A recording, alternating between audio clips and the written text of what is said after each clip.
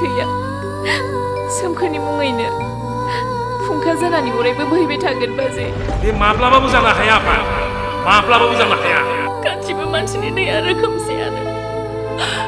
नोंसोरो सोमखोरखौ गोरिब होननानै मुगैनायनि फिथाइखौ दिनै मोनबाय दा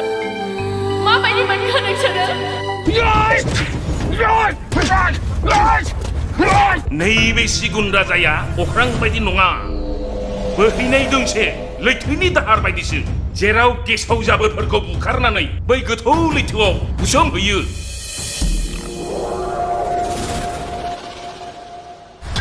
अख्रां सौसि बिरबायग्रा बे नोंनि गोसोआ बे गांसोबारिनि लामाजों बोरै थाबायनो रोंनो सनाथोरजों ओंखाम जानायनि सिमां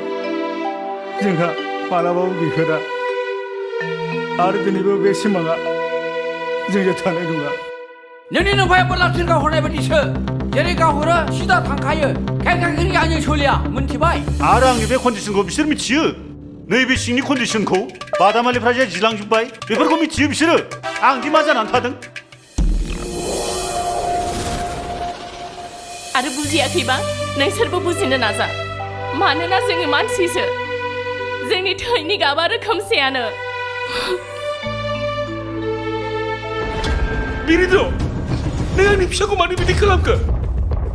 सोर दङ नोंहा बे जिउआव जायफोरनि गोसोनि साननायाव मैला सिथाबनानै थायो बेलाय बहा होनो मा सोमखोरनि आखाइखौ सिफायनो ओइ सेंग्रा थोलै नों बबेनि एसेबां दुथां हा 10,000 20,000 30,000 बेसेबां नांगौ बुं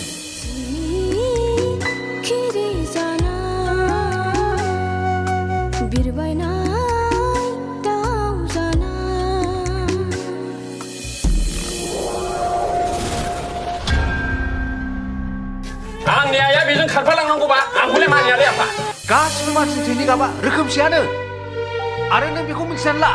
गोरिब मानसिनि आखाइजों सोबा जानांगौब्ला नोंनि हाथाया थाइसेबो थानाय नङा मिथिबाय